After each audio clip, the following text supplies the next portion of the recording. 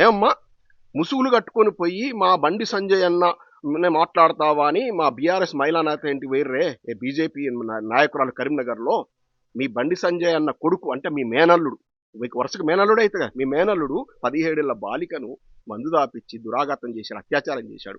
అంటే మీకు వరుసగా ఏమవుతుంది, ఆమె కూతురు వరుస అవుతుంది. కూతురు వరుస అయిన కూతురు అమ్మాయి మీద మీ మేనల్లుడు మీ బండి సంజయ్ అన్న కొడుకు ఇవాళ దురాఘాతం చేసిండు. మరి ఎడవైరమ్మా ముసుగురానులు ముసుగులు కట్టుకొని పోయారు కదా, మహిళా నేత తోటి మహిళా నేత ఇంటి మీద దాడి పోయారు కదా, సిగ్గుందా?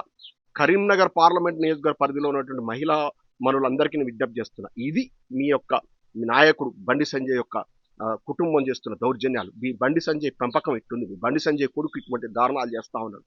ఈ బండి సంజయ్ కొడుకు ఇంతకుముందు కూడా మహేంద్ర యూనివర్సిటీ లోపల తోటి విద్యార్థులను కడాపడా కొడుతుంటే వీడియోలు బయటకు వచ్చినాయి. ఆనాడు బయటకు వచ్చి పెడబొబ్బ పెట్టిండు, పిల్లగాళ్ళు కొట్టుకుంటారు, దాన్ని ఇంత పెద్ద చేయాలని చెప్పి ఆనాడే దండించుంటే ఆ దుర్మార్గుడు ఇంత దురాఘాతాన్ని బయట పెట్టడా.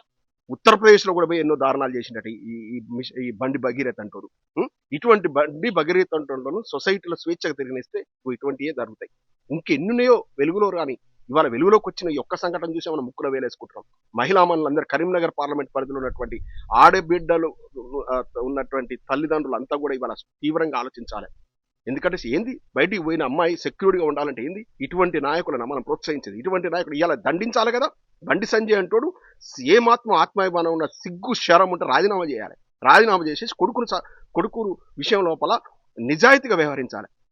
ఇటువంటి వాళ్ళ వల్ల న్యాయం జరుగుతుంది. ఇటువంటి వాళ్ళ ఇంత పుత్రవాత్సవ్యంలో ఉన్నోడి వల్ల మీకు సిస్టమ్కి న్యాయం జరుగుతుందా? ఇటువంటి కేసులు ఇలా రేవంత్ రెడ్డి గారు తీవ్రంగా స్పందించాలి. రేవంత్ రెడ్డి గారు యాక్షన్ తీసుకోవాలి. ఈ రహస్య బంధాలు పక్కన పెట్టండి, ఇలా యాక్షన్ తీసుకోవాలి. తీసుకొని మీ చిత్తశుద్ధిని దాటుకోవాలి. కాంగ్రెస్ వాళ్ళ నోర్లు ఎందుకు మూతపడ్డాయి? ఇవాళ కాంగ్రెస్ వాళ్ళు ఎందుకు స్పందించట్లేరు? బీజేపీ వాళ్ళు ఎందుకు స్పందించారు? బీజేపీ మహిళా నేతలు ఎందుకు స్పందించట్లేరు?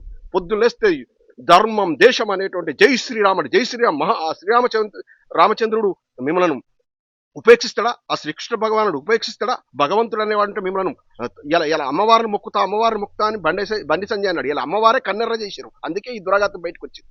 ఇప్పటికైనా ఈ బీజేపీ బత్తాయిగాళ్ళ మాటలు నమ్మొద్దు.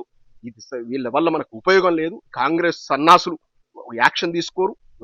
కాంగ్రెస్ బీజేపీ రెండు కుమ్మక్కై పనికిమాల రాజకీయం చేస్తా ఉంది. ఈ సంఘటన మీద నిజాయితీగా విచారణ జరగాలంటే బండి సంజయ్ తక్షణమే రాజీనామా చేయాలి. జై తెలంగాణ.